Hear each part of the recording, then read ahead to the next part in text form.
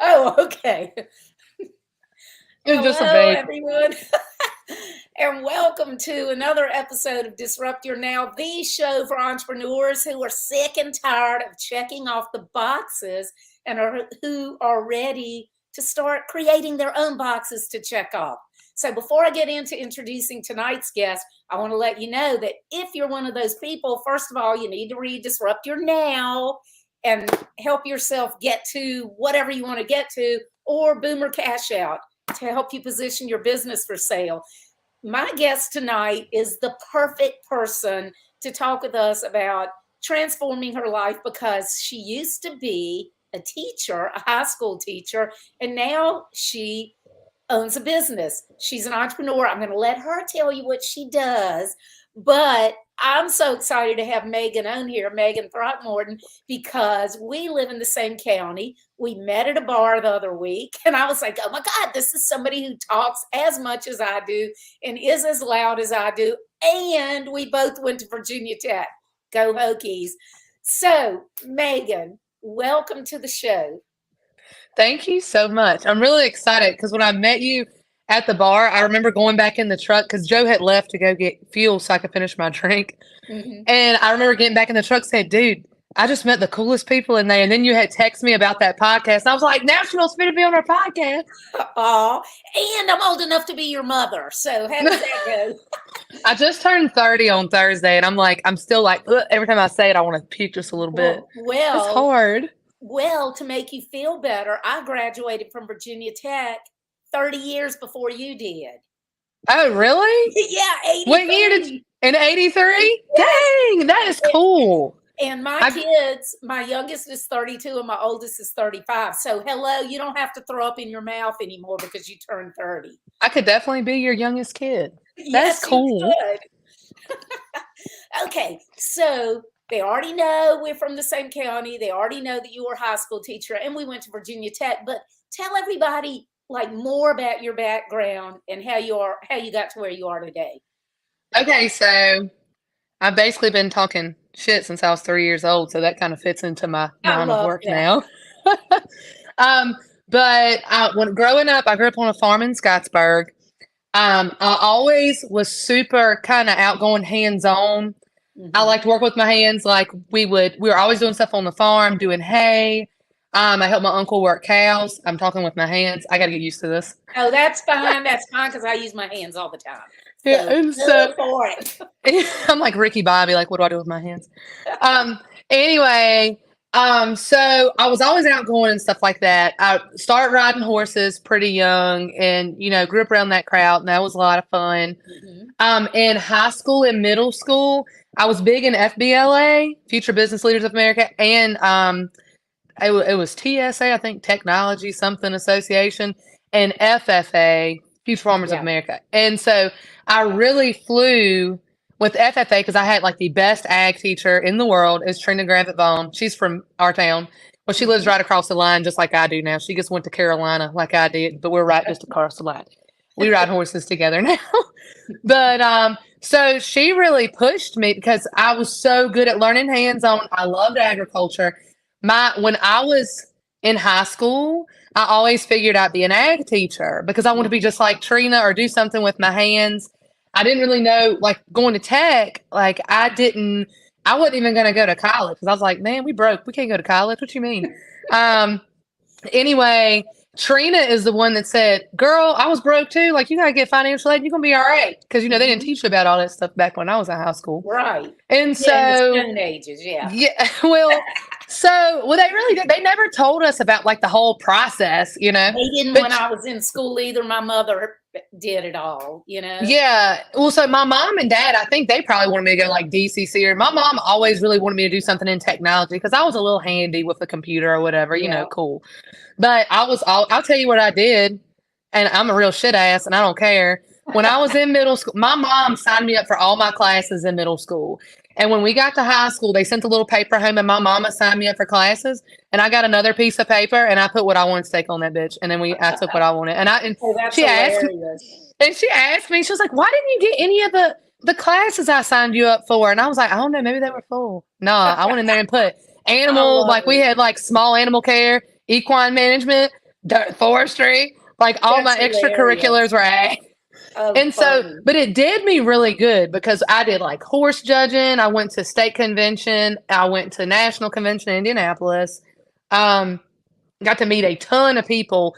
And then Trina, when we were talking about college and stuff, she was like, why don't you? Because she knew I really wasn't 100% sure what I wanted to do. Yeah. And she was like, my sister did ag tech. It's 2-year associate's degree in agriculture. Why not do that? And then, you can transfer to the 4U if you want to, or come back and, do what you want.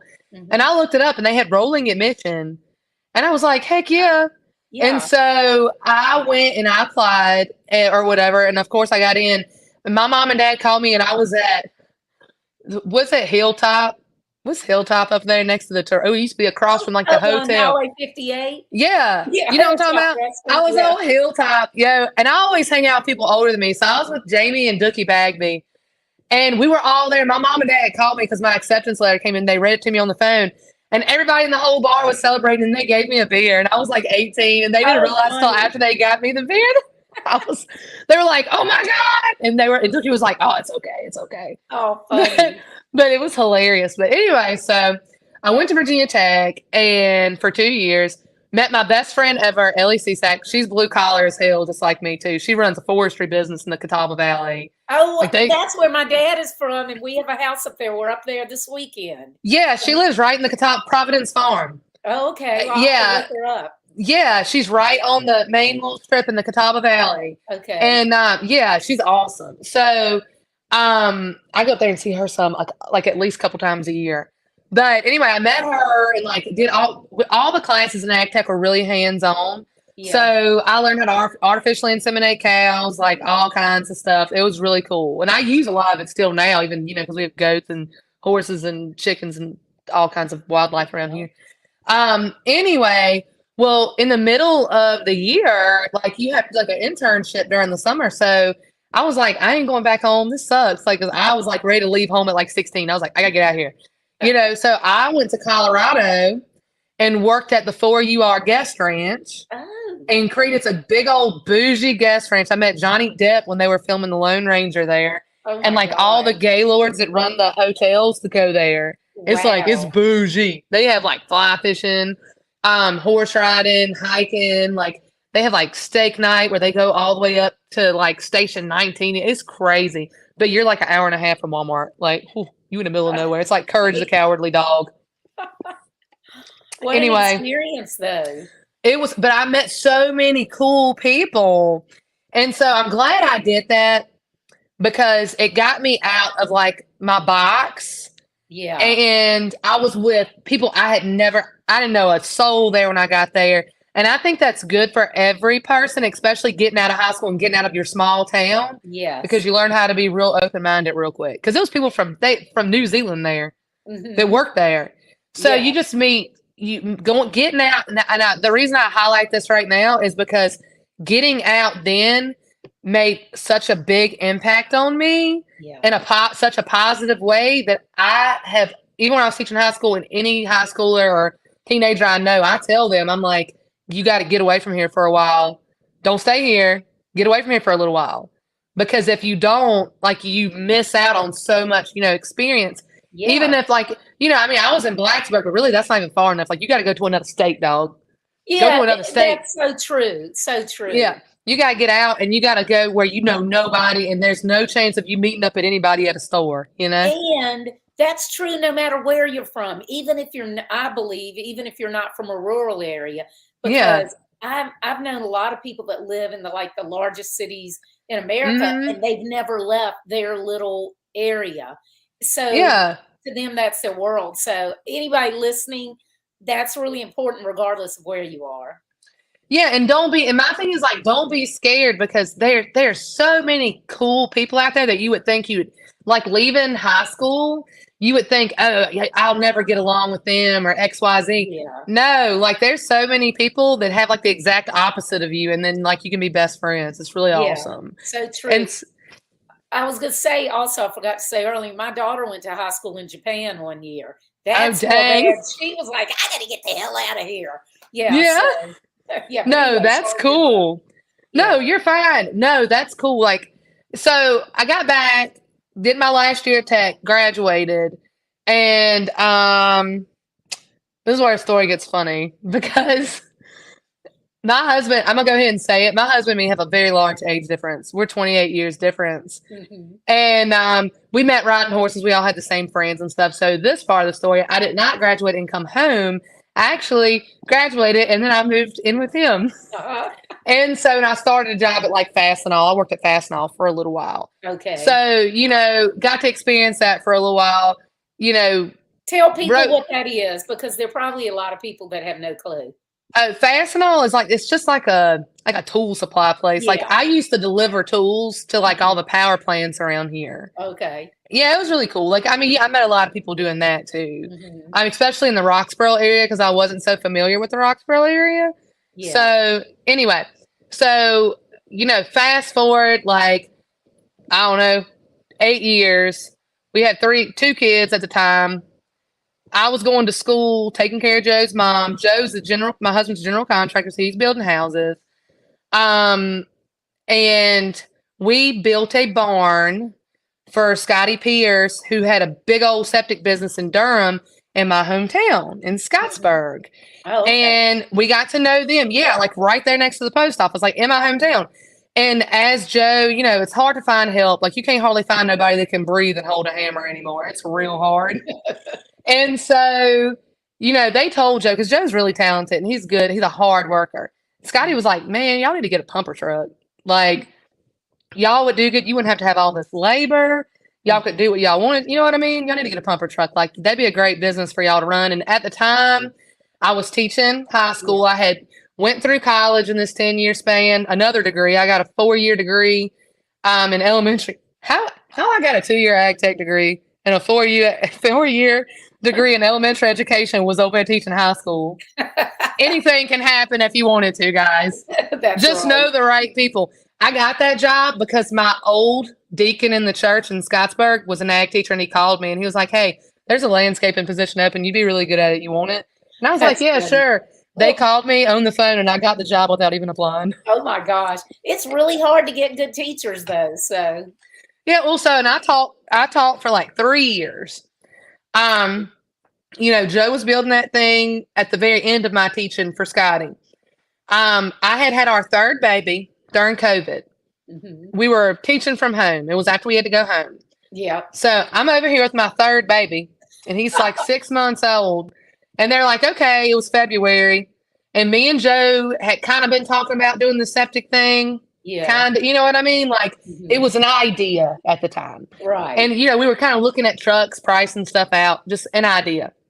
Well, they called me in February and said, we're going to go back to school next week. You got to be there Monday. And I was like, well, I got 2 more weeks of days. So peace. I am resigning. There's no way I'm going to be able to take all 3. Because at the time, the main thing was all the babysitters were full. Yeah. And there's so many kids weren't going to come back from COVID. They were going to still be from home. I only had 2 kids on my whole roster of 90 kids that were going to be at school. And I was like, how am I going to drive over there with a baby for 2? Wow. No, ain't worth the money, baby. So I just straight up told him, I was like, I'm going to take my 2 weeks. And I looked at Joe and I said, if I buy a septic truck, are you going to run it? And he was like, you're not going to buy a septic truck. And I was like, hold my beer. Anyway, because by this time I had done lots of research. Because at first when Joe came home with the idea, I was like, I am not running a shit truck. I know, because when you first told me, most people you think of, oh my God, who wants to do that? And then you start talking, I'm like, shit, that's a pretty good business. Yeah, no, so I research, and I love it. And it's so weird how stuff works out. Because I told you, my whole high school dream, I was going to be an ag teacher. That was what I wanted to be. And it's funny because I got the opportunity to be exactly what I wanted to be. And less than 2 years later, I was like, y'all, we got to do something else because this ain't for me. So you were more interested than Joe. He was like, nah. Joe is a man. And he likes to hang around with these ideas and think about doing stuff for years and years and years. And then finally, if something kind of happens, he'll do it. I'm just a pusher. I was like, y'all, so you know what I did? I was like, and if it doesn't work, then go to the next thing. Yeah. So what I did is I resigned and I was like, shit, I need a septic truck like tomorrow. So it's so weird how it all lined up into place because I resigned exactly a week later. I found my truck in Colorado. I had called the guy and talked to him. After talking to him for 30 minutes, he told me, he said, I'm going to let you know, right? Because I told him, I said, I'm only a teacher. I've got a down payment, but I'm going to have to get some financing. My business is brand new. I've never had a business before. I mean, like, bank. It's the bank. Okay. Yeah. And he told me on the phone, his name is John Gordon. He said, I don't care how long it takes you to get financing, but as long as you're interested in this truck, it's not going to move until you can get it because I can tell you're passionate. Oh, I know, right? Anyway, that's he was really the best. sweet. Yeah, and it took me like a month to get everything together because, of course, I have no idea what I'm doing at all. Like, no idea. No, at all. And it's Still, not I don't like know. buying a car. If you're going to go buy a septic truck or something like that, you have to have a business plan and all that. Yeah. And then my dad's a truck driver, so I kind of knew kind of half-ass what to look for. And Yeah. I'm very blessed because I have the best advisors in the world. So Scotty and Susan really helped a lot, like when it came to picking out a truck and what to do, what not to do, how to do certain things, how not to do certain things, like to be successful. So they helped a ton. And I literally went through 3 or 4 places to finance, and they were going to let me finance, but the interest rate was so high. Yeah. So I called Susan McLam at American National because my cousin worked over there, or my dad's cousin, and she was going to call me back. I was about to go in Italian Delight, and literally as I'm going into Italian Delight, she's calling me, and it was after she had gotten off, and I was like, hey, and I didn't know her very well at the time, and I was like, hey, Miss McLam, how you doing? She's like, well, just tell me what all you're doing and what you want to do, and what you need the financing for. I had to tell her my whole business plan, including like how many tanks I had to pump a month. Like, and I literally had, because I had rehearsed it in my head, how to talk to these people, girl, in like 3 minutes. And after 3 minutes, she told me, she said, I don't know that I can do it yet because I got to check your credit, but I'm going to tell you right now, you got a gold mine. I'm going to do it if I can do it. Awesome. And then damn right. Like by the end of the week, she had the papers ready and we signed them. That's and great. my truck got here 4th of July weekend on a rollback. And it was funny because Joe was outside and we have neighbors, and Joe was like, what is Sammy Overby bought like? Or what has Tammy bought like? Because we have a couple neighbors on the same driveway. And I was like, that's our septic truck. I bought it. He didn't even know it. Yeah. He kind of halfway, but he doesn't pay attention. I talk so much that he just. That's my husband. It's like in one ear and out the other. Yeah. So we started, and the whole idea, by the way, behind this entire thing was Joe was working his butt off. I wanted him to be able to do something to the point where he could retire and take it easy, like something that he can do on his own. I could control it. Like if we didn't want to do, 3 or 4 tanks one week, fine. It was going to be just his like little retirement business. Oops. Little retirement business. Oops. He didn't realize it was going to explode, or you didn't realize. He didn't. So we started in Carolina. And the first month, we had to go get our truck lettered and get it licensed. We already had our permit and everything because I had taken the class. And the first 2 months were super slow. because nobody knew our name. Yeah. I was pushing our name. We didn't have our Google page up yet. I was flying by the seat of my freaking pants, dude. It was crazy. And he was still doing carpenter work too. So we were making ends meet. But I knew we had to do 10 tanks a month to pay for the truck and pay all of our bills. And yeah, that's what we needed to do. Yeah. So I had that in my head. I was like, we gotta do 10. Got to get to that 10. That was my goal. We gotta do 10. Gotta do 10. Really, I think it was 8, but I give myself a higher one. So we gotta do 10. That's what we gotta do. And so the first month was super slow. We didn't do that many. The second month was kind of slow, and then by the third month, though, or I think week 8, it was starting to come on. Not crazy fast, but I'm very lucky in Carolina because we work with a lot of good pumpers in the area, and they are so sweet. And when they found out we were in business and that Joe was doing such a good job, they'll send us calls too that they can't take. Wow, that's awesome because they are. Yeah, most industries people won't do that because they're afraid you'll be successful and they're not going to do anything to help you. Yeah, and like air, it's a gnat in here. Sorry, it's coming to my liquor. Anyway, and so very luckily, that helped. And, Joe working helped. And I loved it. When we got that truck, first thing I did was jump up in that thing and drive to Virginia with no Oh, that's tags, nothing. hilarious. Like, I was tickled to death. I felt like I was the queen of the world driving that septic truck. And I would go with Joe on jobs. Hey, we had a baby. I would take the baby with us. Like, it was on like Donkey Kong. And so, of course, my adrenaline rush from it, I'm like, what else can I do so I can do something? Because that's like Joe does most of the work. And I can help him to an extent, because the thing about Joe Harris is he's an overachiever, and you try to dig a hole with him and he tries to like out dig you, and then you just want to beat his ass with a shovel. Okay. So I had to do something that I could do too. And anyway, so I looked online, and it lined up perfectly. They had an inspections class coming up like the next week. And in Carolina, they're very particular about inspections. So you have to do a 2-day class and an exam. And if you pass, you get your license. So this was about October. I went out to Salisbury, where my uncle and aunt, Mike and Joyce Chapel live. And I stayed with them, and I did my 2-day class. Then I went the next month and took the exam, and they sent me my license in December to be a septic inspector. Well, as I started advertising that, and everybody knows me or knew me pretty much in Halifax. I have a lot of friends. That the realtors because I work for a lot of realtors being an inspector, they're calling, blowing my phone up saying, "Are you licensed in Virginia? Can you come work in Virginia? Like, I've got inspections and blah, blah." And I was like, "I'm really sorry. I'm only licensed in Carolina right now." Like, and I was scared because it was a risk. Like, I was still perfecting what we were doing here. And I was scared to go there yet. And so basically, like, finally, and it's Jeremy Holt. If you're listening, Jeremy, holla. Jeremy was the main one that was like breaking my door down. He was like, "You've got to get over here. There's only one person doing it, and you've got to get over here." Like, and then another office would call, and they'd be like, "Please, we have nobody to do them, and like we're having to wait. Like, please come over here." Yeah. So I called the depot, and I was like, "Hey, this is what I want to do. What license do I need?" And I don't know if you've ever called the depot before, but you can call them 4 times in a row and get 4 different answers. Anyway, I ended up getting my master alternative journeyman operator license.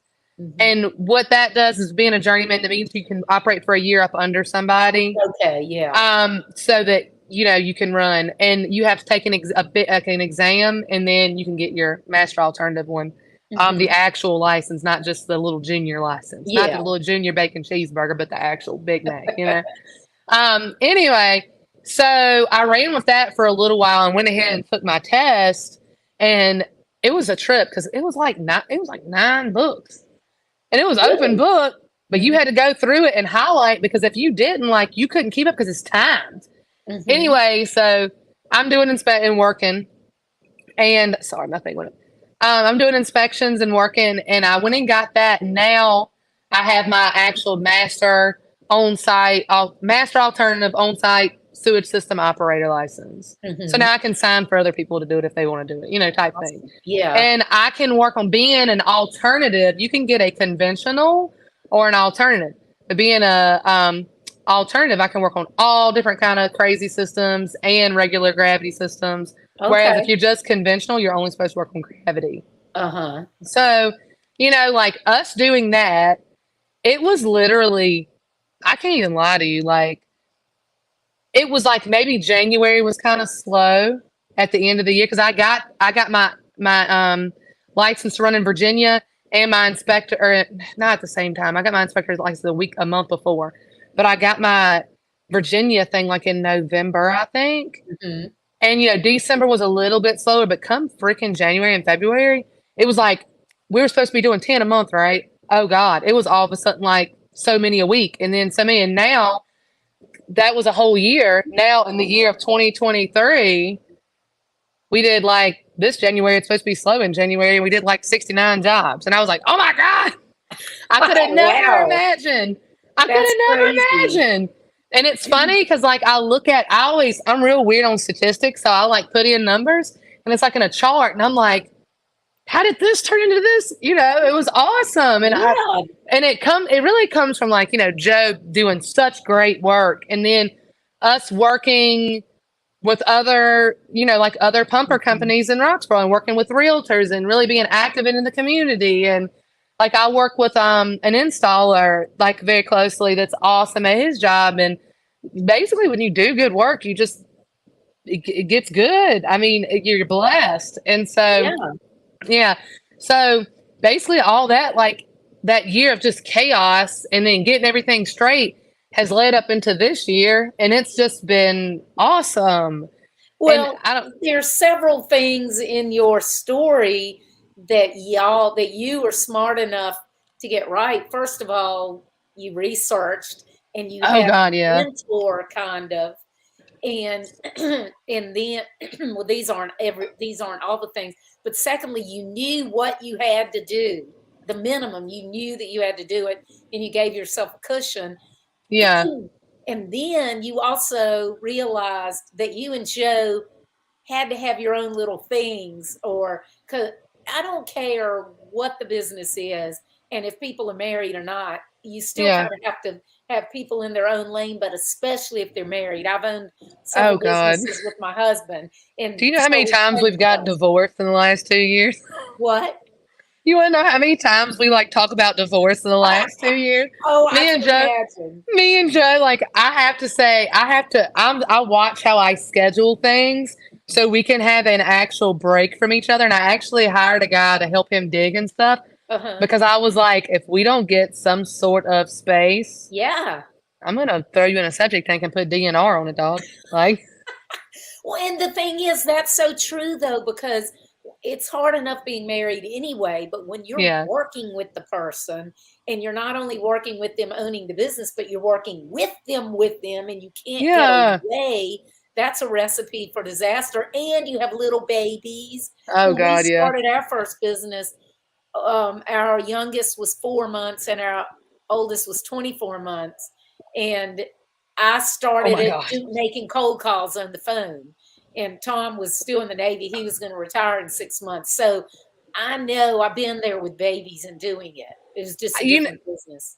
you talk about cold calls. Cold calls. That actually, I tell you what I did. Like the first 2 weeks we were in there, Hmm. I kept thinking in my head, like, what can I do? What can I do? And I remember going online and Googling plumbers Hmm. and contractors, and it was maybe one other thing. I wrote down like a list of 20 plumbers in Yeah. because that's when we were just in Roxborough and Hmm. Roxborough, Oxford, Caswell, and I tried to stay on this side of Durham. And Hmm. I remember writing those numbers down, literally cold calling them and just saying, "Hey, I'm just letting y'all know we just started this. We're providing this service. Like, we would love to help you out anytime." You know what I mean? Just Yeah. really. My thing is like forming a positive relationship with them, Right. Yeah. because even though it's a cold call, like I don't want people to think I'm salesy, Yeah.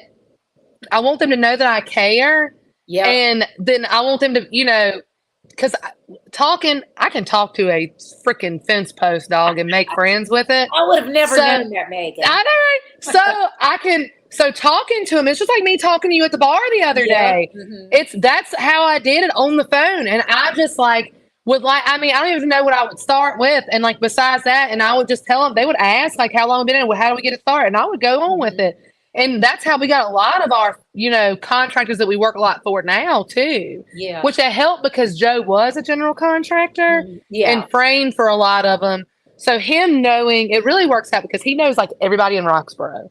Then I Uh-huh. know everybody in Halifax. So that Mhm. just gives us a really good like edge, you know what I mean? Like Yeah, when we because first you got already started, have word of that mouth. trust. You already have Yeah. that trust. And by you doing those cold calls, you were showing them that you could help them.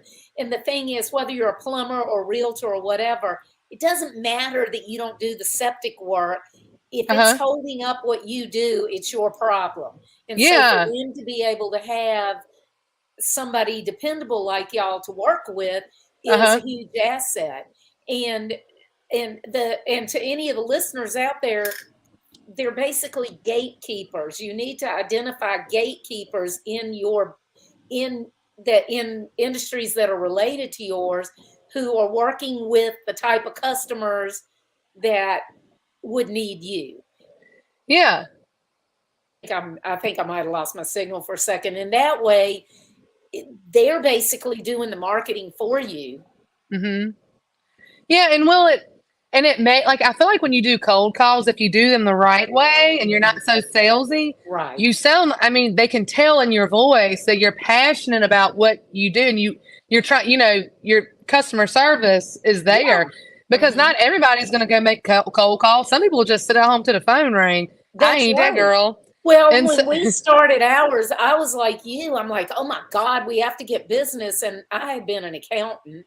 My degree is yeah, in accounting. And I was like, God, I thought of sales and it made me want to heave. I'm like, ugh. yeah. But I did my research and I targeted. And so I would just call people and talk with them and let them know what we did. And of course, this was 1990. So this was pre internet, this was pre everything.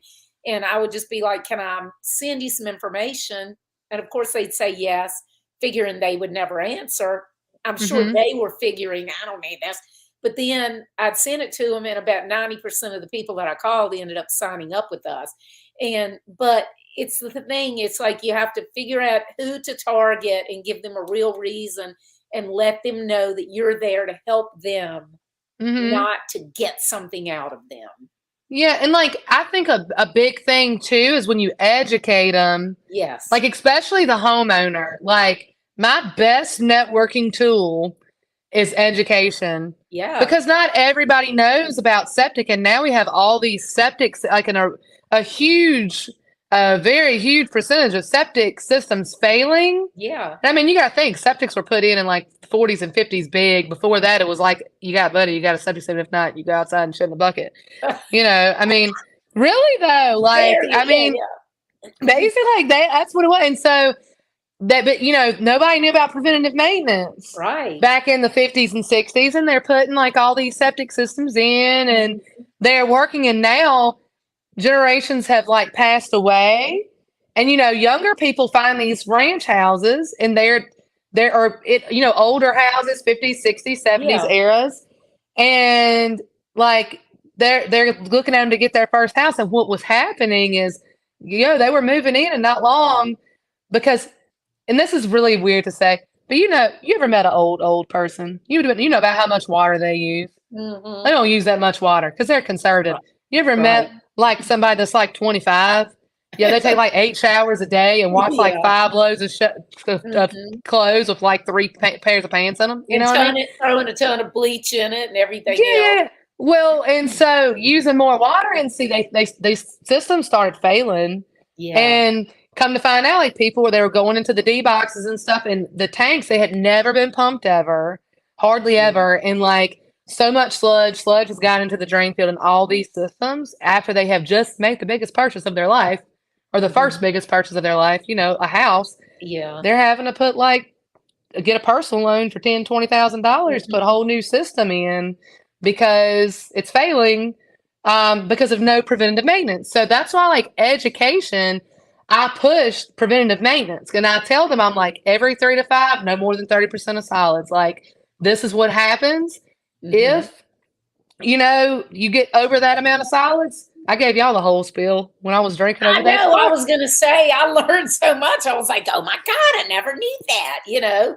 We've had Yeah. ours pumped because, hey, y'all, people listening, I live in a rural area. I have septic. And so, but I was like, oh my God, I didn't know all this stuff. I gotta put my thing on the charger, but I'm gonna still keep talking. Okay. Yeah, that's good. That's good. No, my But thing, yeah, it was on 8. I was like, oh my God, it's 8%. It was on yeah. like 50 a minute ago. But that's such a great point for any kind of business, though, Megan. Again, Yeah. like we said earlier about having mentors and everything, Mm-hmm. educating your customer base on why they need your service and how your service is an investment instead of an expense is one of the best ways, one Yeah. of the best things that you can ever do. Because once people realize that you're there to help them, not cost them, they look at you totally differently. Yeah. And I try to tell, like, I tell them all the time, like, and they'll call me on the phone to try to kind of see what's up so we can troubleshoot things like over the phone. And I mean, I just stay super honest with them. And Yeah. like if there is some, like say they got their septic pumped like a year ago and it stopped up, we know it's a blocked line. It's more than likely not the septic tank. I'm going to tell them right then, like, you probably just need to have that line rotted. Like, you know, we can come out there and do it. And call a plumber or we can, if you would like us to come up, but I'm going to be super upfront and honest with people, you know, because same thing as when I do my inspections. When I do my inspections, I'm super funny and I put a lot of observations in there and I'm super descriptive and I'll make sure that I have something for the buyer, like as far as education in there, like septic 101, you know, what not to flush, like when you need to get it done, because they just don't know any better. You know what I mean? They don't. Yeah. And especially people who've never lived in a home with a septic tank. Now, growing up, we had one. But, you know, it had been decades before I lived in a home with one, you know, because I moved away to the city and everything. But people who've never lived in one think they can just act like they did when they live in the city in their own city water. No, and it's a trip because you don't know how many people like will buy like a 3-bedroom house and move like 15 people into it. And then they're like, why is my septic messed up? And I'm like, because it's for 3-bedroom for 6 people and you got like triple that. Yeah, wow, that's crazy. Yeah, so it's wild, but I use that. I'm very blessed to have the advisors that I have because like Susan Pierce, like my whole spiel about, you know, don't use flushable wipes, like I literally listened to whatever she said and sucked it in like a sponge so that I could, you know, so I could help educate people. And then as I did my other research, like, you know, I add stuff in and the more we're in the field, you know, the more we learn. Like even today, there's not a day you go out there, you don't see some crazy shit. You learn some more stuff. It's insane. You learn. It's a constant learning experience. Yeah. Sorry, this is a glider rocker. I just figured out I was moving. Oh, that's funny. I didn't even notice ADHD. it. I've been drinking my vodka. I didn't even notice it. Well, you know, when our kids were still at home, we had ours pumped. We couldn't figure out. We're like, why is this thing blocked up or backing up or whatever? And because it seemed like it was too early, and somehow like a washcloth got flushed down. I'm sure it fell in and the kids were like, oh, well, whatever, you know, didn't bother to tell us. So I'm sure y'all see stuff like that all the time. Dude, our plumber that my husband actually used to work for back in the day, like when his dad was running the plumbing company, not his dad, but the plumber, it's Leon Clayton. Our plumber, Daniel Clayton, had to come here about a month ago because Truett, my 2.5-year-old, flushed a block. And I couldn't auger it. I have an auger. I couldn't auger it. I reached in there, couldn't grab it. They had to come and take my toilet up and flip it upside down outside. To get that block out. To get the daggone block out. Yeah. I was like, y'all it's just me and my husband. So we're not flushing washcloths down the toilet. But still, you never know. You know, you never know what they call in. Well, you never know because, see, false advertising like flushable wipes, they're never flushable. Like they literally will make a mattress and we have to get them out by hand and we charge for that. So girl, we pulled we pulled 2 tractor bucket loads out of a septic tank about a year ago with like a fork thingy, like a cultivating thing. Oh my God. And like a shovel. Yeah, we did. And it took 3 hours. And like the guy was he was so thankful and he actually paid us like more than I charged him. And I was like, I really appreciate y'all, but don't flush those no more. Man, that's crazy. Good Lord. Well, so I want to ask you, you've done a total 180 from what you were doing to what you're doing now. You're in a field that you never imagined that you would be in. And typically, aside from it not being a glamorous field, typically most people would probably think a man would be like a man's business or whatever. But so what are some of the top lessons that you've learned that you can share with people who either may be getting ready to transition in from career to a new business or differentiate their business or whatever? So I always tell people, and I think one of my biggest things of advice to give people is if you have advisors that are in that industry, I mean, that are open to helping you and giving you advice. I mean, suck it all in like a sponge. Yeah. Like It's like I'm free so college education. yes, and I'm just so blessed. My uncle used to put in septic tanks, Dean Newton. And so he gives us so much advice. And anytime I need something, I can call him and ask a question. Scotty and Susan, who got us in this the company, Uh-huh. my installer that I work with a lot, Jason Forlines at 360 Excavating, I can call Uh-huh. him right now and he gives the best advice about everything. He's amazing and he does Awesome. amazing work.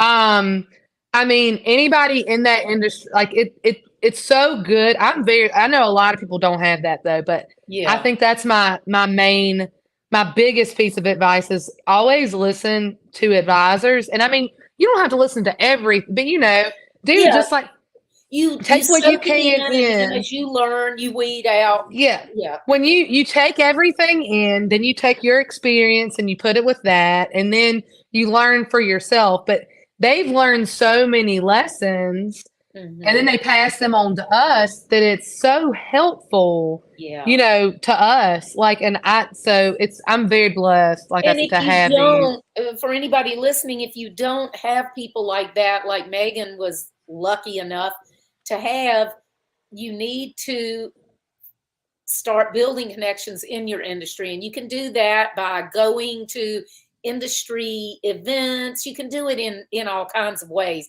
but you just have to figure out a way to meet people who are in related industries that you can learn from. Yeah, like I'm big on this is so weird because it's called Pumper Magazine. I love But that. that's the magazine I actually found my truck in. And from me sharing and being a part of, like, there's a Pumper Nation Facebook group, Uh-huh. and being a part of that, and really marketing our business on Facebook and Google and stuff.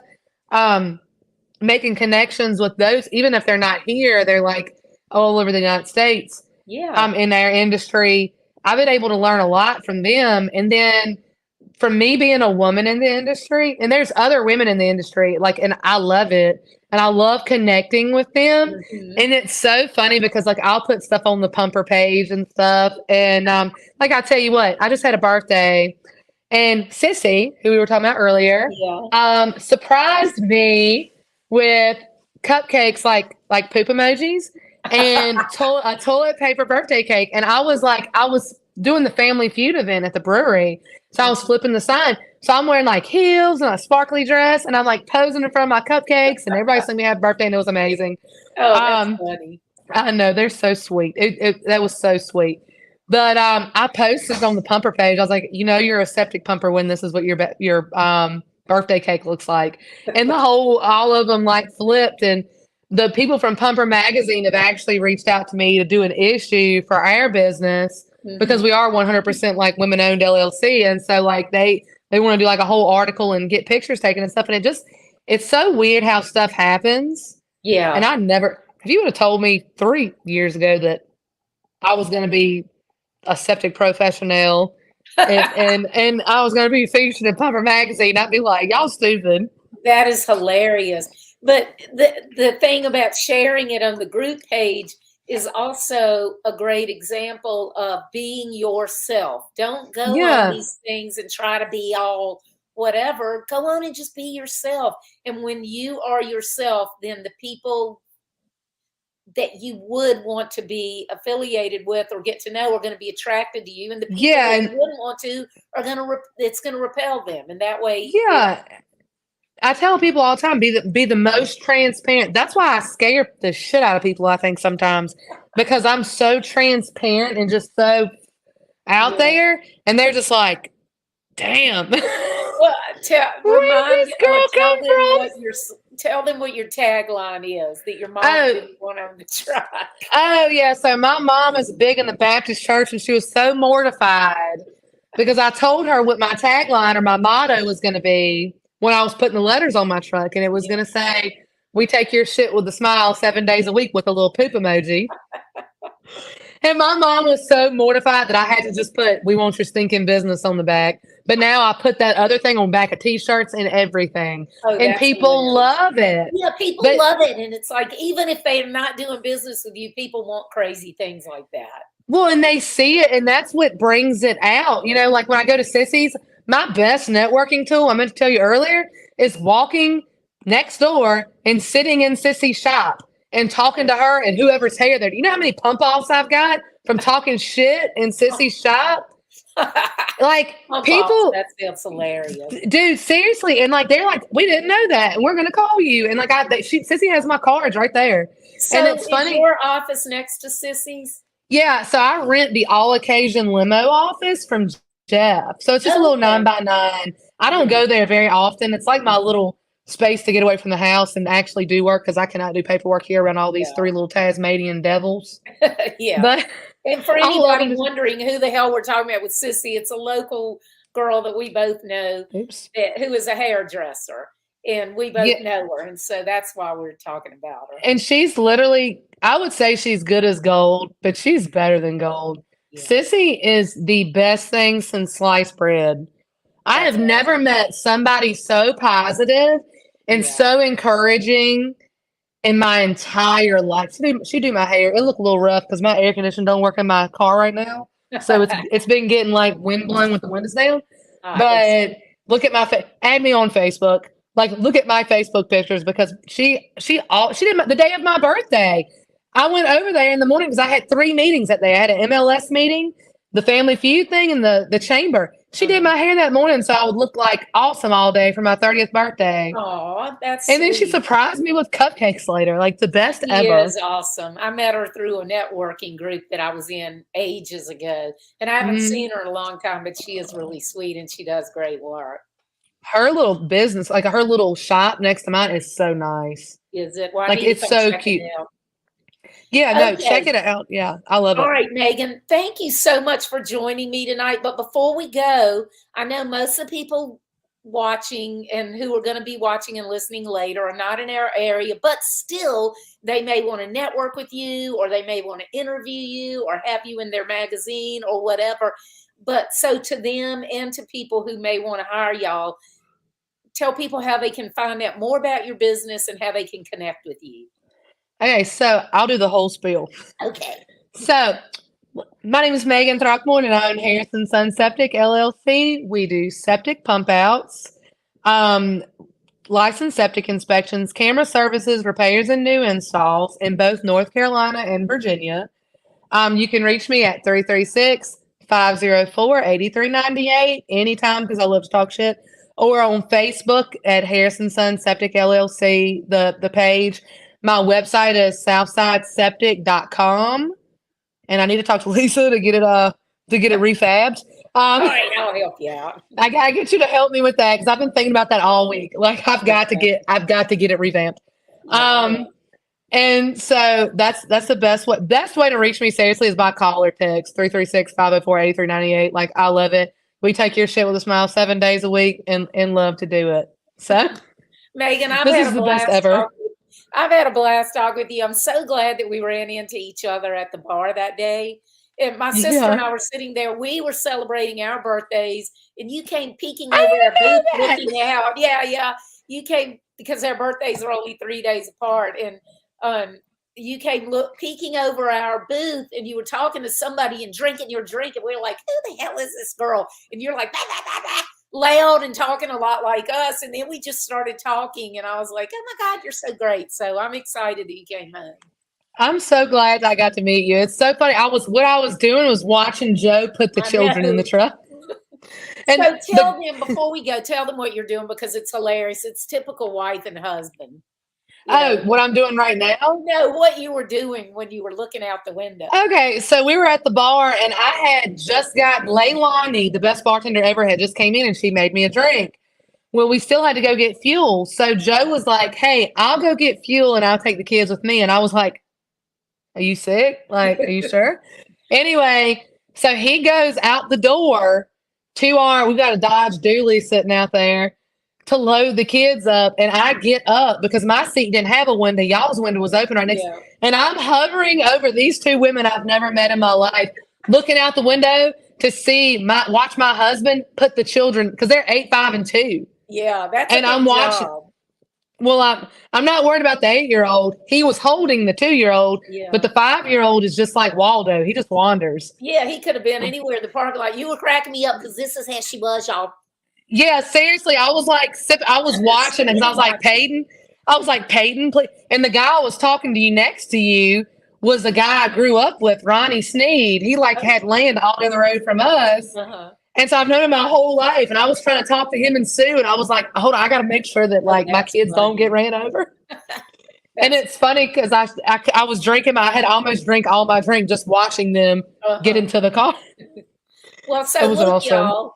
See, all you got to do is be friendly. And when you're out, you never know who you're going to meet and how you might hit it off. And so be friendly to people, be approachable, and just be yourself.